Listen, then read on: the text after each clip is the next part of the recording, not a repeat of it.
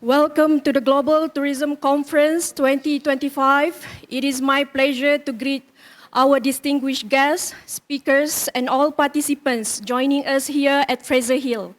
Ladies and gentlemen, for this morning program, we will begin with a sip and share session featuring our distinguished speakers, Professor Bob McKercher from Hong Kong Polytechnic University and Mr. Durai Kanu from Tourism Pahang, Malaysia.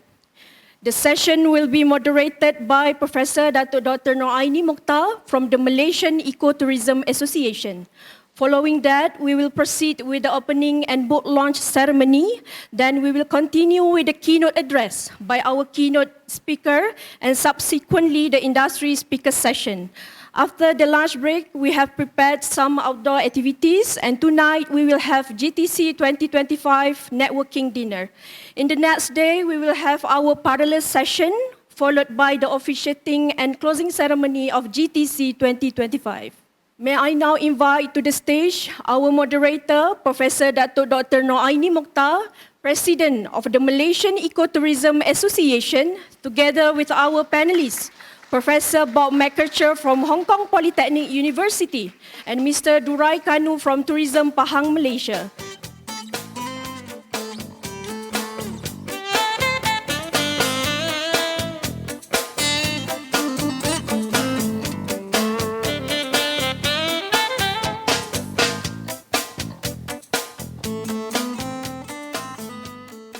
Dato' Noraini, I now pass the session to you. The floor is yours. Bismillahirrahmanirrahim. Assalamualaikum warahmatullahi wabarakatuh. Very good morning to all of you. Thank you very much, our MC for today. And thank you for the school children that actually welcome us. Welcome our speakers. Firstly, I would like to thank Professor Dr. Nazli Aziz and our distinguished speakers today for this session. As it is a morning session, we are supposed to have this coffee for sip and share. So it's my great pleasure to be here as from representing Malaysia Ecotourism Association. But basically, I'm still with the University Malaysia Terengganu as a distinguished fellow. So indeed, my pleasure to introduce and have our learned speaker on tourism, as we celebrate the Global Tourism Conference 2025, we managed to have Professor Bob McKercher from Hong Kong Polytechnic University to be here with us. And of course, we have the one and only, Mr. Suresh, or they call it, what do you call it? Durai Kanu. Which one do you prefer? Suresh, see?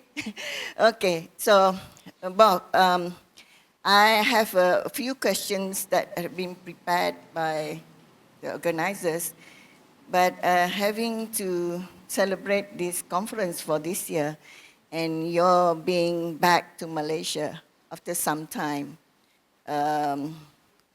from your experience as being involved in this tourism, especially we learn about your book about the business of ecotourism, the theoretical aspect, the model, the research. We have brought, the theme for this conference is Thriving Sustainable Change under Ecotourism. So what does it really mean when we have this ecotourism that is to thrive, and we have brought, by the sponsorship of the Pahang State Tourism, to bring all of us here and to look into perspective of Fraser Hill. So, at the global context, as the expert context, and we have the local person in terms of participating to actually respond what we are thinking we can share with the audience for the conference. Please, you can have to start first, Bob. In your opinion, what do you think about as you come to Fraser Hills yesterday? Thank you. Okay, well, I'd like to thank you for inviting me. I've probably been to Malaysia 10 or 12 times, but it's been 5 or 6 years since I was last here. And I'm always impressed by Malaysia. I'm more impressed by Malaysia than by Thailand and obviously by Singapore. I think Malaysia's a gem that the world needs to learn about, but it's struggling to learn about because other destinations have a better brand awareness. Now, in terms of ecotourism, I'm going to talk about this later today, but the world is changing, and ecotourism really provides the opportunity to show the rest of the tourism industry how it can perform better. And more than anything else, ecotourism really provides that opportunity to try new ideas that can then be scaled up to the national, to the multinational level, to the big operators level. And I think that's where the real opportunity lies. When I think about ecotourism, initially, I was very skeptical about ecotourism. I actually thought ecotourism was just politically correct mass tourism. But that opinion has changed over the years when you understand much better what it is that genuine ecotourism operators are trying to accomplish. And that's probably where you can come in and make some contributions. Okay, let me go to Suresh. Yeah, Suresh, tell us your story. Your story as being part of the tourism for Pahang State, but I think you have started very early with Fraser's Hills. Can you tell us, your story? Thank you. Morning, ladies and gentlemen. I'm just welcome you all to Fraser's Hill. I hope you all enjoyed this trip.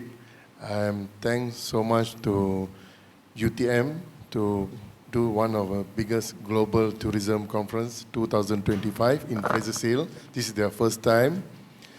I'm just one of person, local community from Fraser's Hill. My parents are born here. Then I'm also continue with my career here. My experience, I worked with tourism almost 16 years. Our main office we have in Kuantan. This is our part. Fraser's Hill is one of our part area we need to take care. Most of the property in Fraser's Hill belongs to ours, but some belongs to private sector. Let's say, like example, the hotel you are staying, Puncak, belongs to Tourism Pahang. Then in simple things like we try to do very good ecotourism with the guests who are coming up here, because this is some of the local communities' income here. We have some of the place, we have a food court area. The one all we give business for local community for rental, then they're doing their own business for incoming. Then we have one more hotels we call Wyndham Garden also. That one's one of big hotel also. That one also they give opportunity for local people to work. One of our tourism is support to most of the local communities, like a population. Let's say their parents who retired, they give chance to their children to carry on work with Tourism Pahang. That's one of the good things that are happening here. They say my father also is an ex-Tourism Pahang staff. After he retired, I'm also trying to apply. Then I get a good offer here. Then I started to work in Tourism Pahang. Okay, thank you, Suresh. So in the beginning, as we can see that it has to be the local content, local community, and then starting with the parents, and from their experience, their life, they can actually sustain or continue the success story. But as you can see, there are many places here, and I had the chance to stop by at Wyndham when I came yesterday. and it has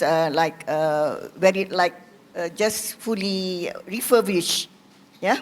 And then I saw posters of the species of birds, yeah, the various species of bird, which is naturalists will become attracted to this place. So as we know that ecotourism is actually to bring about, yeah, to foster, to champion the conservation and to attract the natural mega biodiversity over here. But at the same time, you mentioned about the local people participation, which is very important as part of the concept. Yeah, what is next? Basically, the mission to expand this Fraser's Hill from the way that they seriously sponsor UMT to do this job, yeah, to come out with the Global Tourism Conference in Fraser's Hill. What is the aspiration, basically? Do you have any idea? Yeah, Tourism Pahang is expected to get more people to coming up to Fraser's Hill, because Fraser's Hill is one of the best nature place. We have a local, let's say we have a local bird species, around 270 species local bird, and we also have around 20 species of bird, of migratory bird. Normally migratory bird is coming from Russia, China, Japan. That one we all can view start from April, May, June. Then every year we have one big event that we call bird race. Every year we will celebrate on June, third week of June. If let's say June come with a fasting month, we will change to May, like that.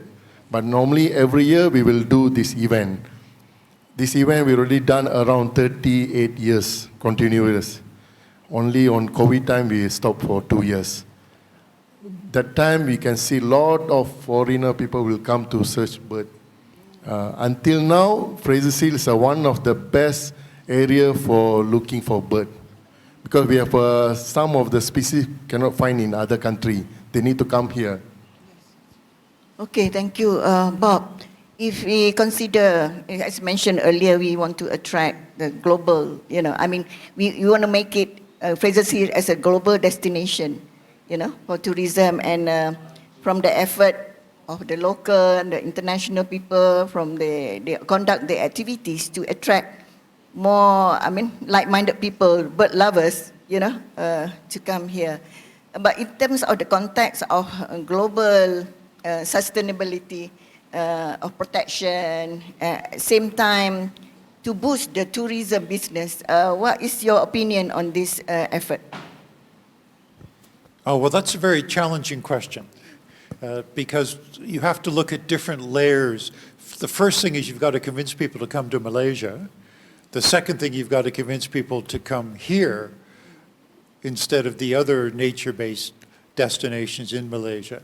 I've just arrived here, so you're getting my first impression. And my first impression is this is a gem. This is a really interesting place, a really unique place. But to get the global market, you've got to give them a reason to come. And the reason to come might be a week-long bird festival instead of a one-day festival. The reason to come might be, well, you're in Malaysia for other reasons. Why not add 2 or 3 days and come up here? And part of the appeal, it's going to be a small market, but part of the appeal is this is an isolated place. And the appeal is that you get to escape subtropical heat, you get to escape KL, you get to go into nature, you get to be told to close your windows because the monkeys will come into your room at night.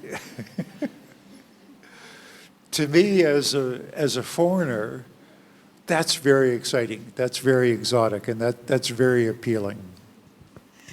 Wonderful. I think that those are the things that you mentioned earlier would be some of the things they have to put on the brochures and, some of the things they had to advertise in terms of people finding a place for a retreat, for peace.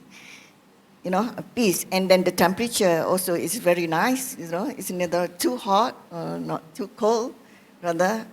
So, yes, it is an attractive place.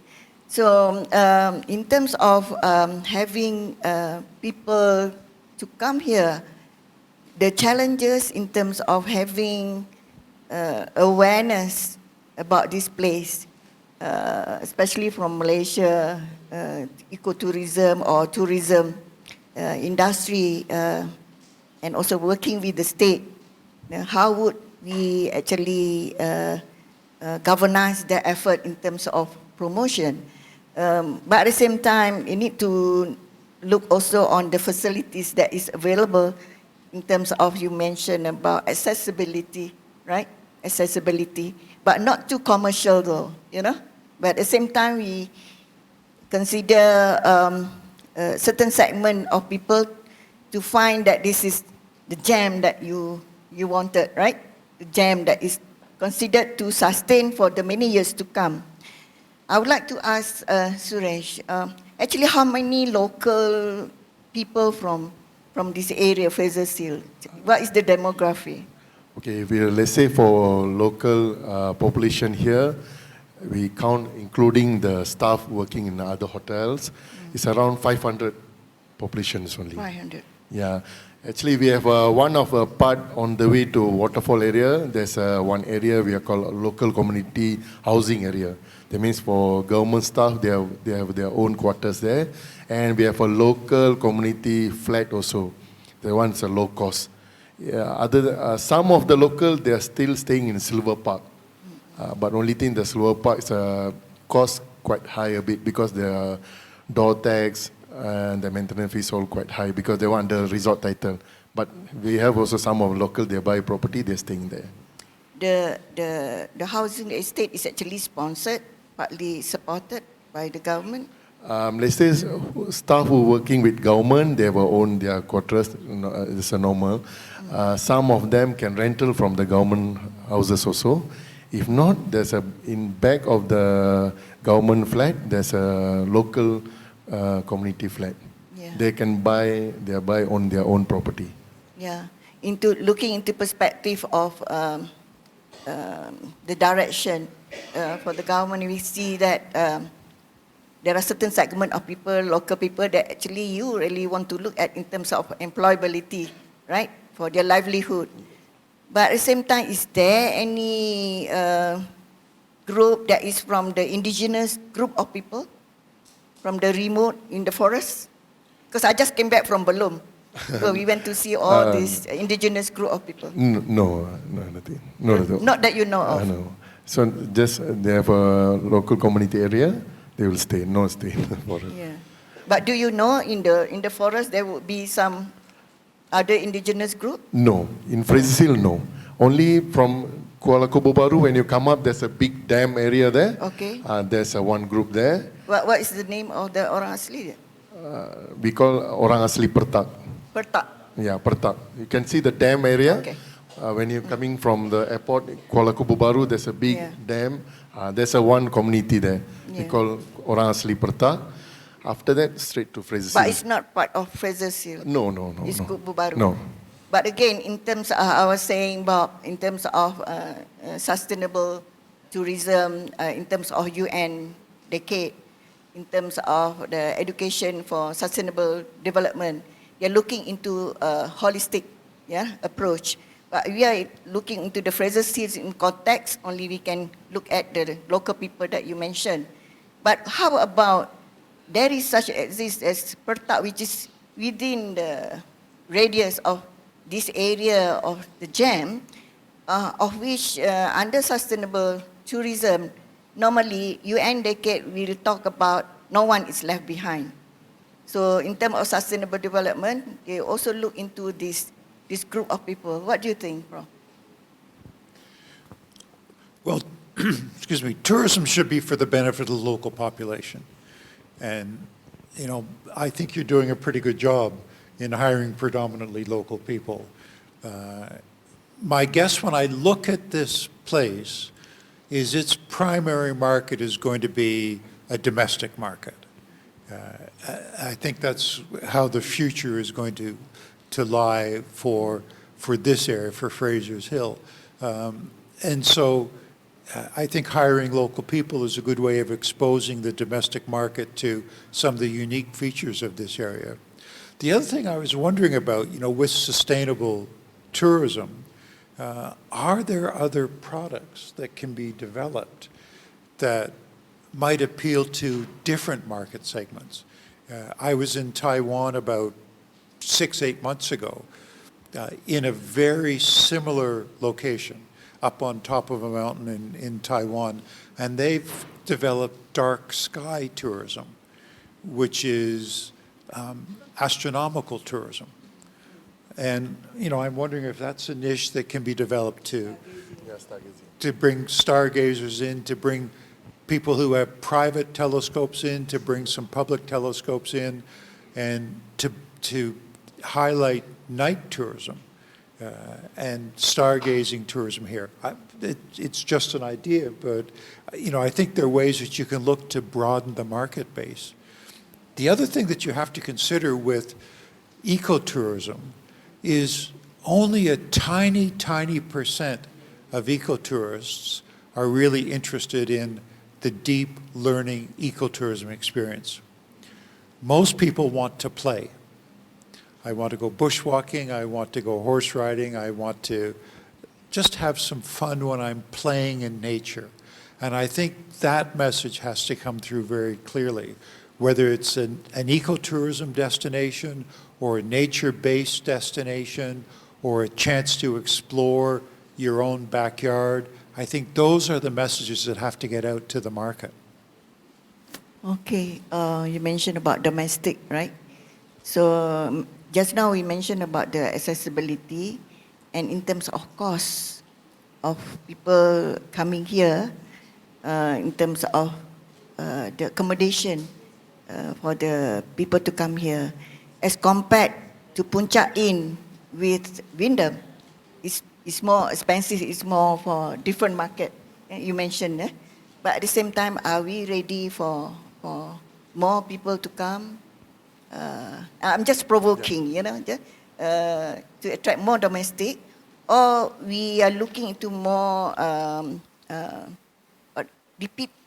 repeat tourists who are actually trying to escape the cold weather or the hot weather to come to this serene, very historic, heritage place. For example, for myself, I have never been to Fraser's Hill, so I declare it's my first time.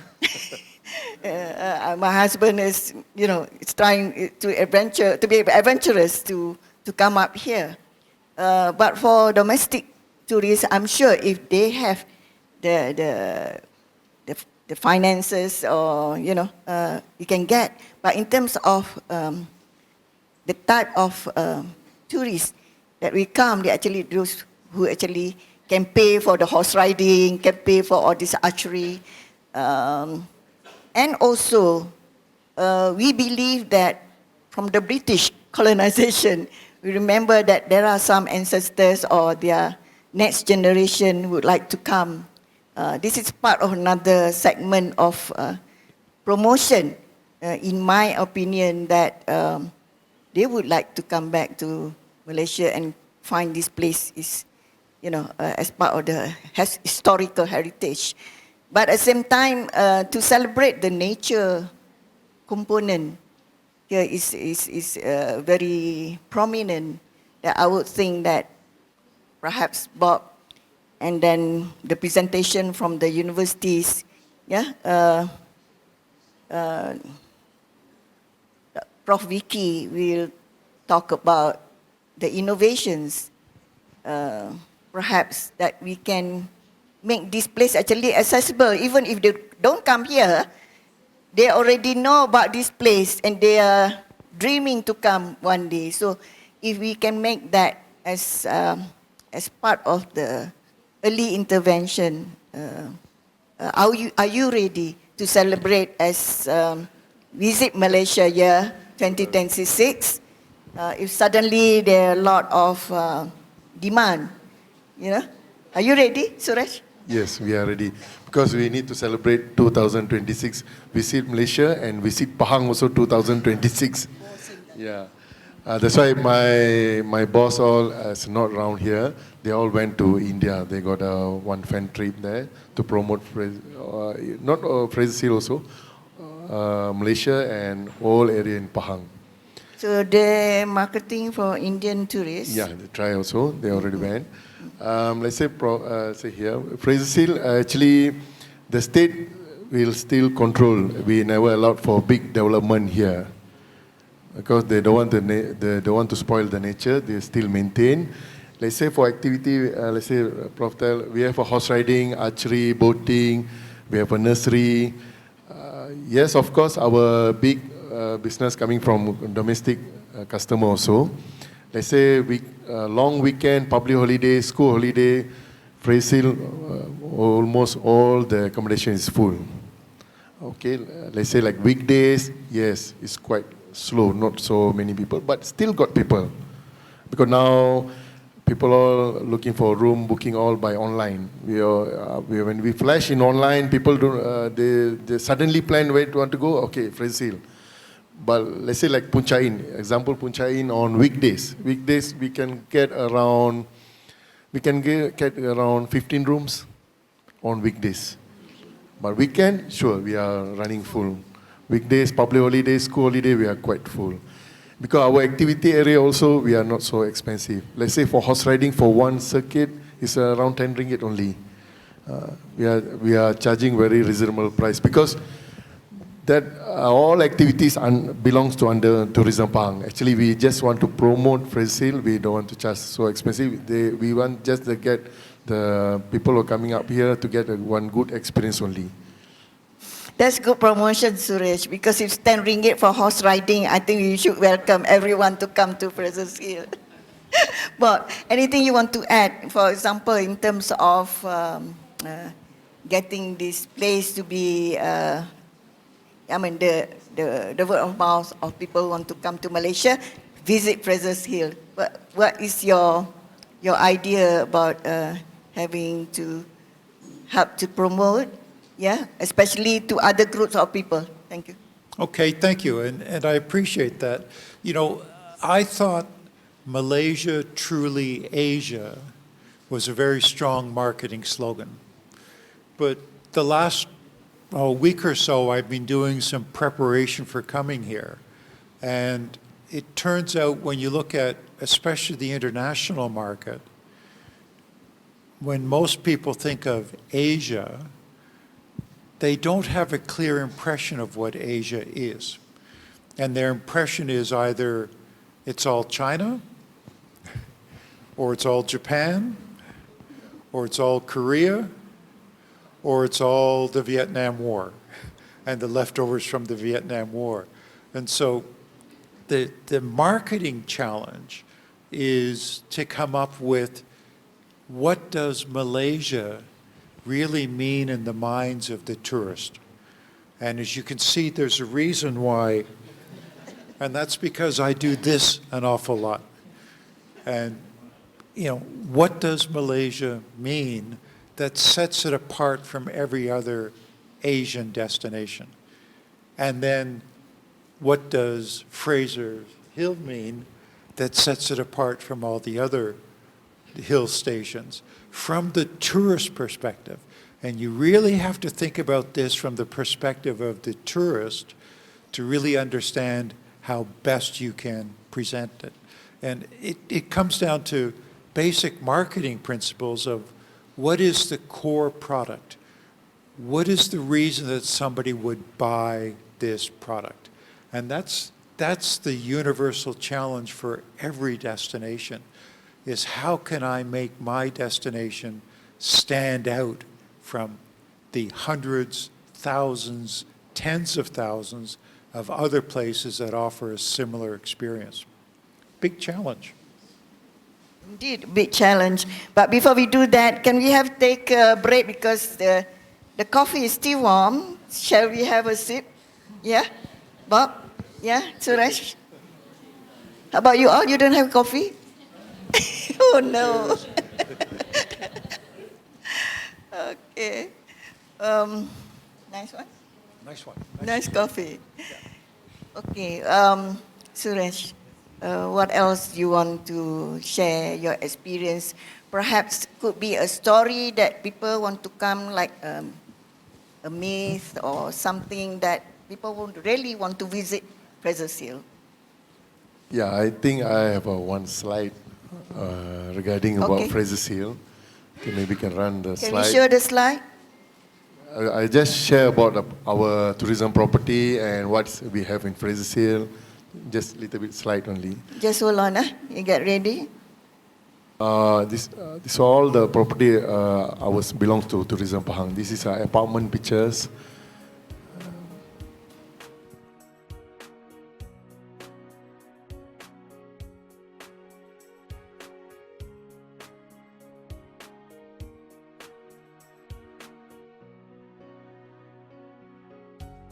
View from an apartment. This is some of our bungalows, Tioman bungalow, the cottage, Hollybag bungalows.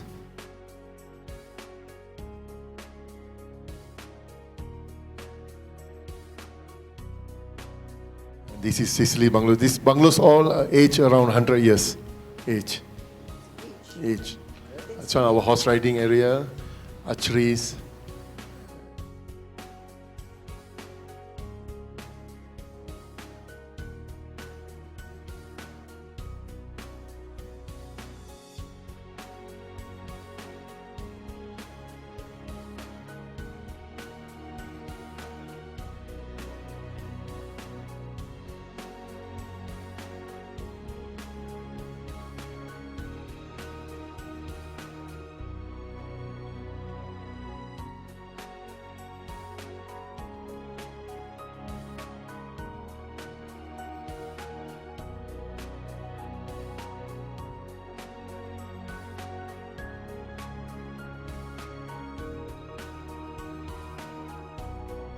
This one our boating area, lakes, some mini golf.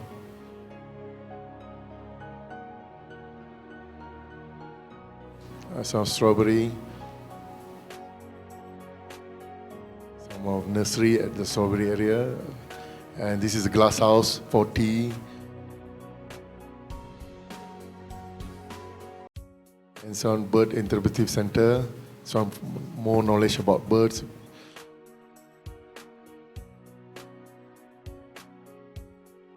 And this one community library.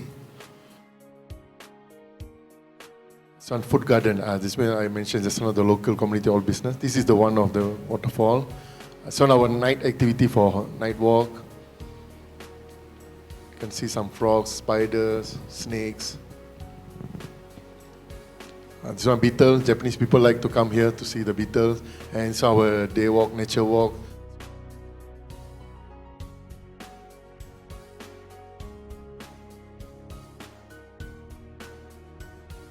All groups we are done in Puncak Inn. This one CIDB last month. This one all.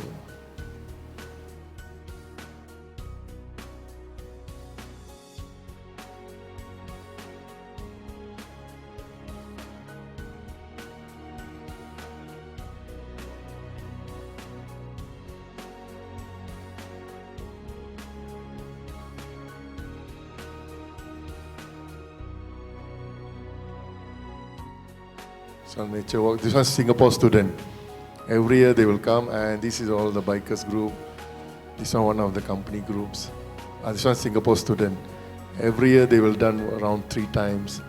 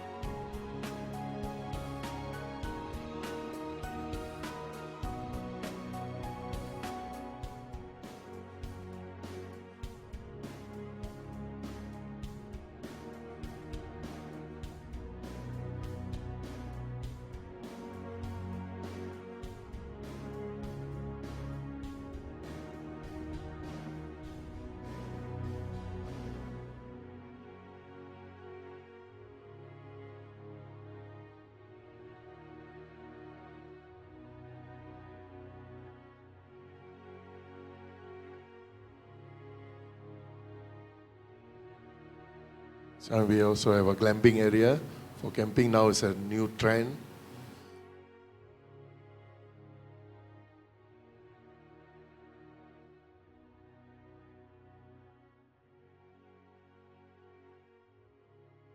It's our main clock tower.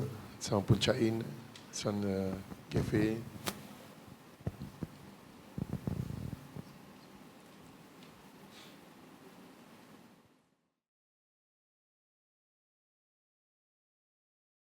That's all. Indeed. Actually, still got a lot You of got more. picture. Yeah, it's We still can- fascinating as Yeah. you explore. When you have a as- free time, you can go around, you can see Yeah. some of the old bungalows. You can look from outside, no problem. Here all the You community. mentioned how all- many years just now? Our property, we have a few bungalows. Our property age around 100 years. 100 years. Yeah, It's this a one century built- old. Yeah, built after 1919. So that is another marketing, the brand, but still can maintain very well in terms of accommodating tourists. As part of our conference, Building Connections and Extending Adventures, you are actually offering this, right? Or adventures. Okay, I have one question though. In terms of safety, do you have rangers, or it could be an opportunity for the university to work together in terms of having volunteers and rangers? Yes, bro. If let's say, some of the guests they went for jungle trekking without guide, anything happen nowadays they can call. If not, they call 999. They will connect it to Balai. Then Balai will look all who's the local guide. They will contact us. We will research first. If we can't get it in let's say we can't get it in a few hours, then only the team from down they will come up. We have a few cases we have tried to help.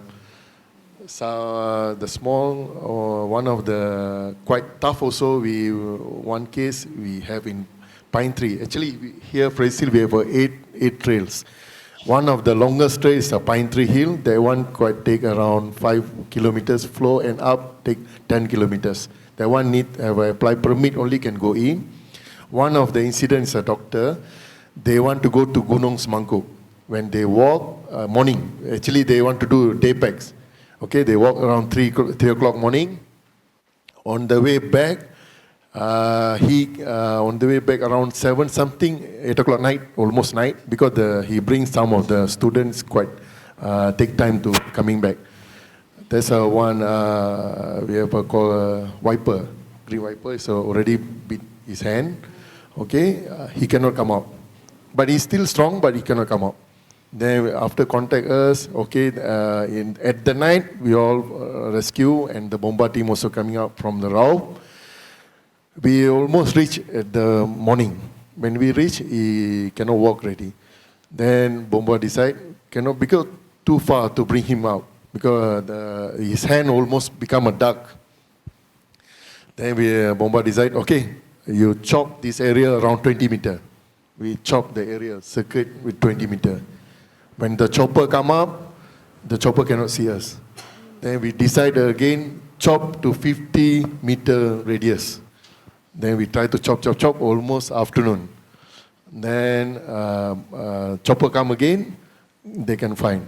Then they release the strange, come down, then we pull him up. Straightway the chopper bring to Selayang Hospital.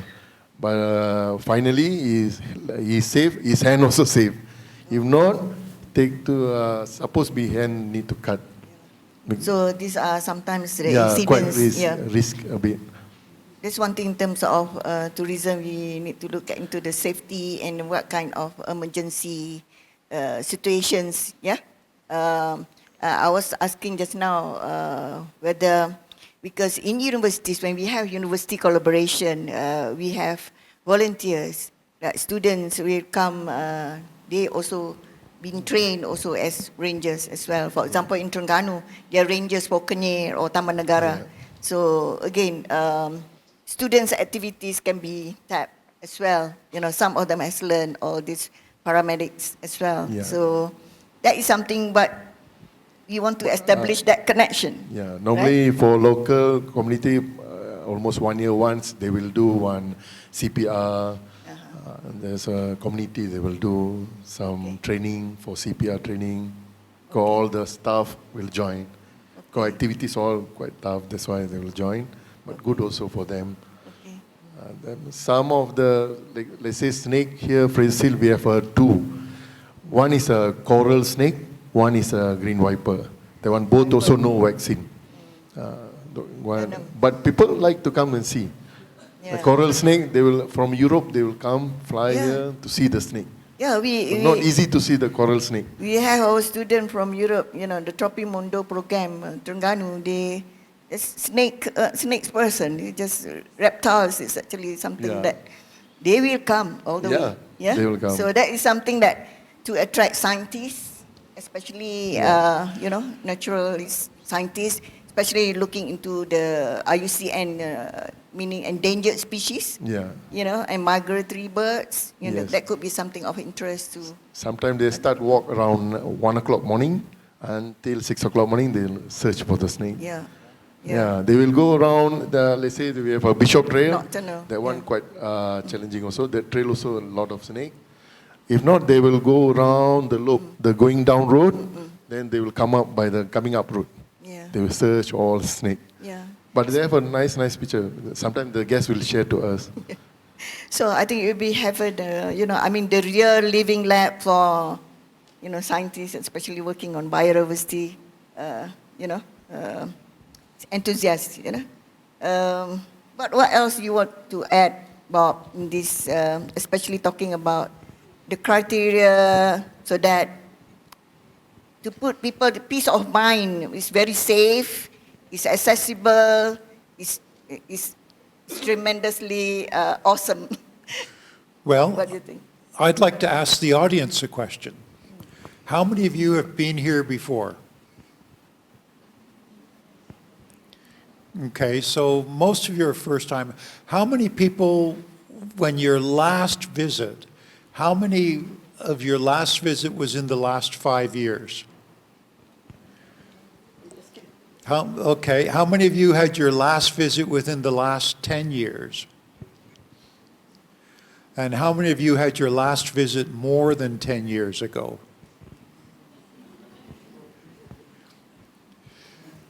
That's your challenge. And I'm sure the place has changed in 10 years, although it probably hasn't changed. Yeah, we have a lot of changes. Let's say the food court area is quite new.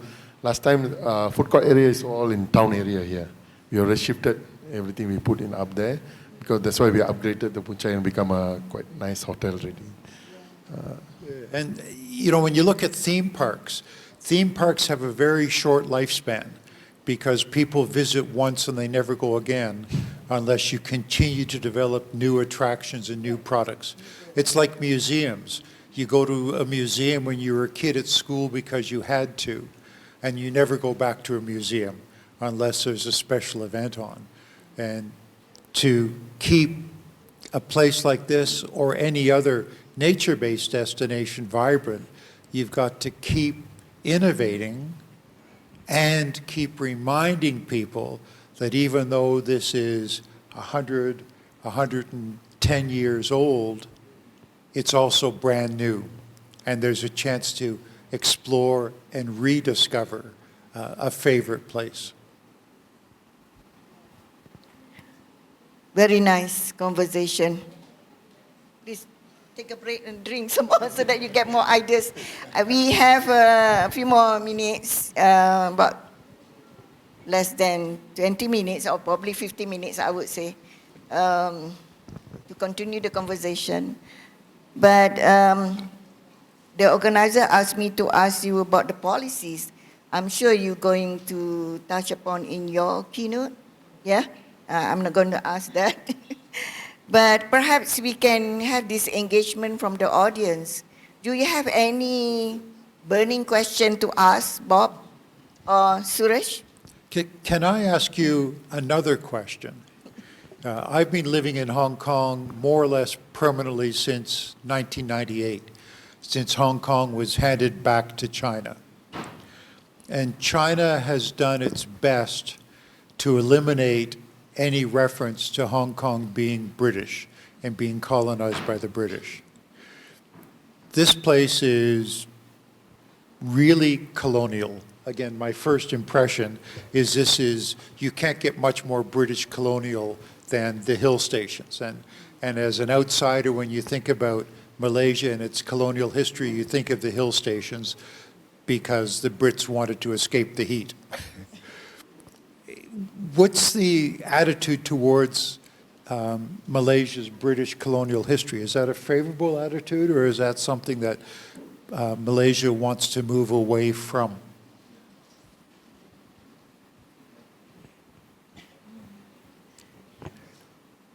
Anyone and want to it's a answer? question. I don't know what the answer is. I'm asking this a Dr. question. Nazli will ask.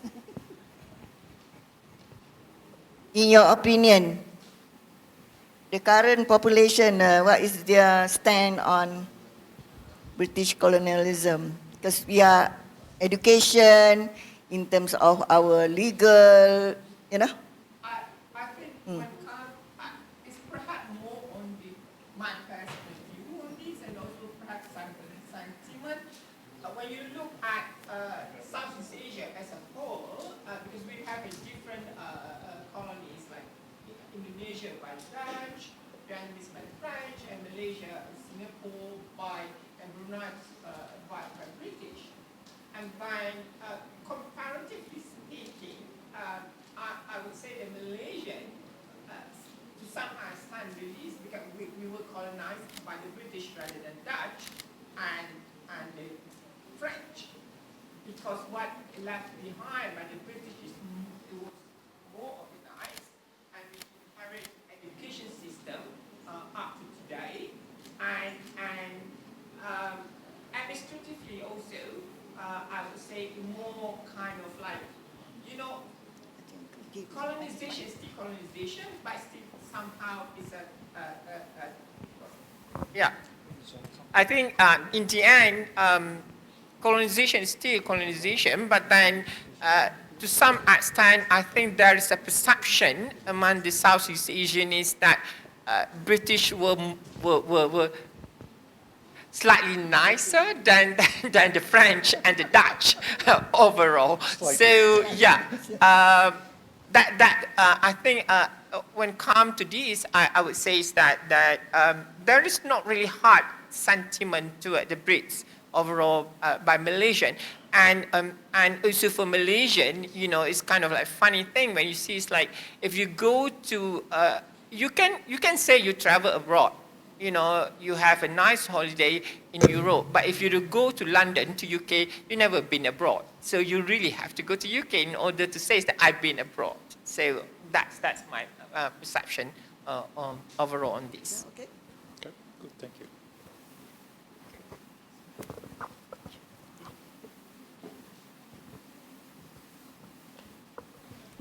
Any question from the floor? I just want to ask Prof. Bob, related to because the theme is ecotourism future. Ecotourism is the business,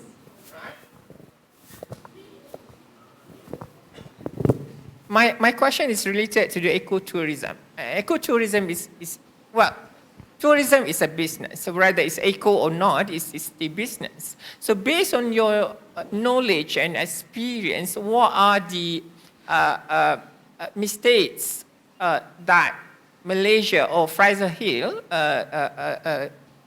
should avoid in order to make sure that our ecotourism is not trapped in the capitalism war? So that's my question. Okay, so that's a very good question. And this is, I've been working in nature-based tourism for 45 years. I worked in the industry for 10 years. I had a real job, then I became an academic and had a very favorable life as an academic studying nature-based tourism. And you're right, ecotourism is a business.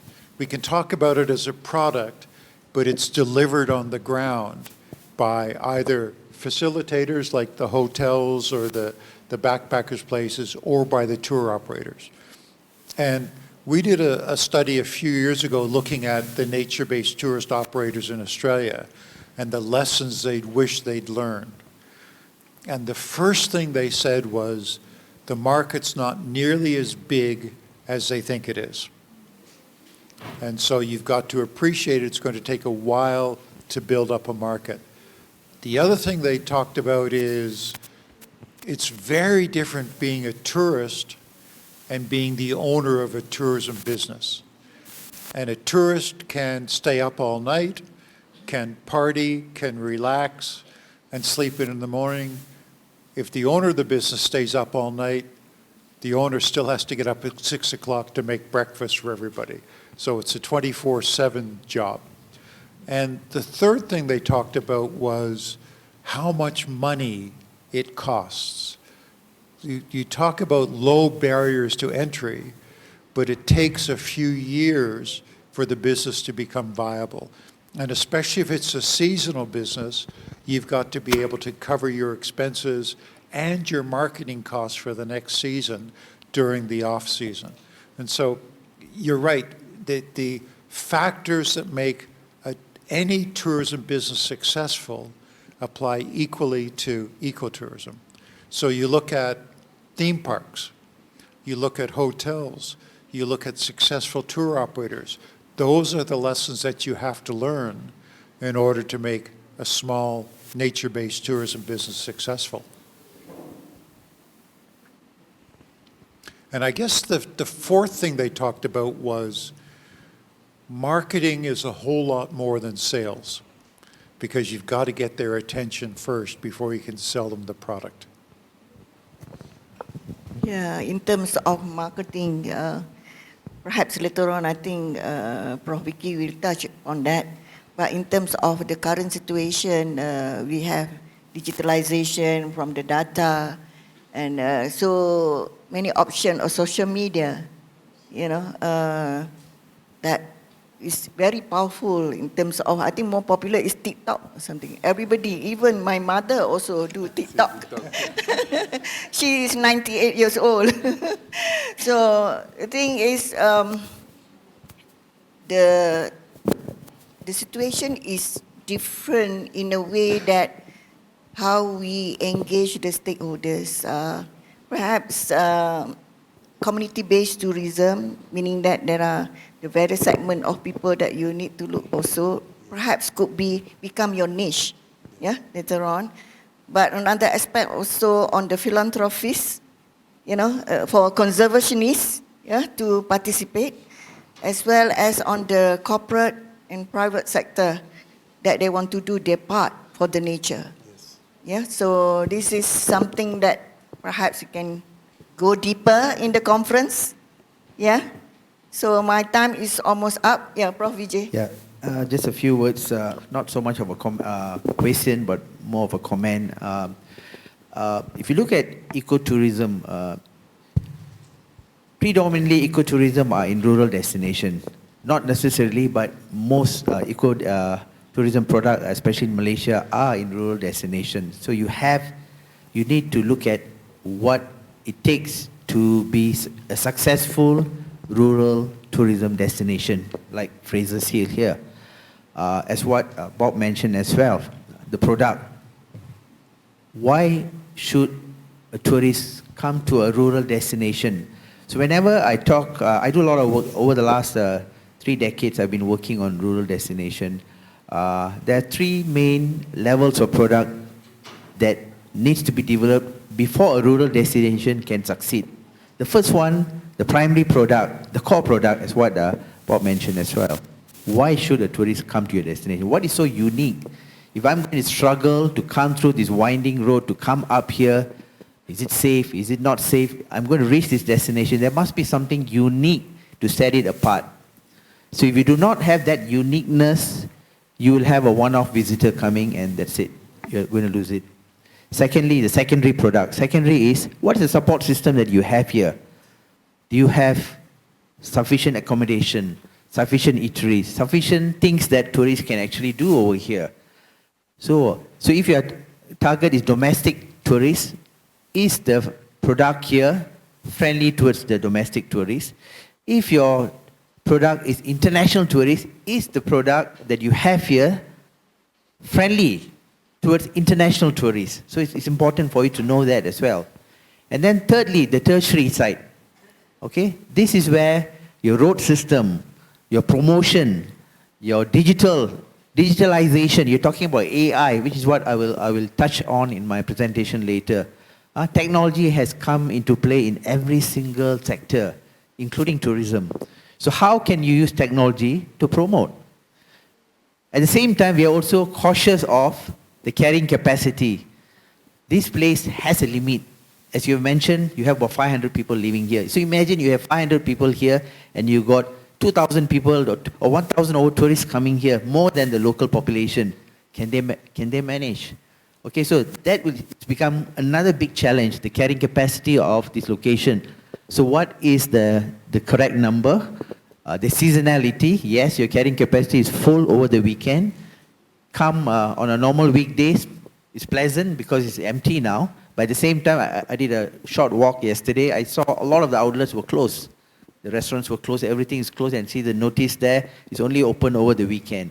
So they survive over the weekend crowd. So can they sustain? Can the business here sustain? So that's is a big challenge. So Fraser's Hill has a lot to offer. It's a unique product. It's a good ambience here. I've come here quite a number of times over the years. I do a lot of my writing here. Why I do a lot of my writing here? It's a quiet place. It's a quiet place. So if you have good technology connection over here, this is another thing that we can that can attract, because the new wave of tourists wants connectivity. So if your connectivity here is weak, that is not going to be an attraction. You cannot be promoting this place. So Fraser's Hill has a lot to do, but a lot to offer. With Visit Malaysia here coming, Visit Pahang here coming, so we are expecting a lot more from Tourism Pahang, because it is a gem, as what Bob mentioned, and I think there's a lot more that we can actually do in Fraser's. Thank you. Thank you, Prof. Vicky. You actually already summarized Ecotourism 101. Basically, from his observation, he said he comes here many times. So after some time, he observed all this, from personal experience and from the expert view from ecotourism. So I'm glad that all of us can talk this, because we have little time left. To your last takeaway, what would you like to pass to the audience about?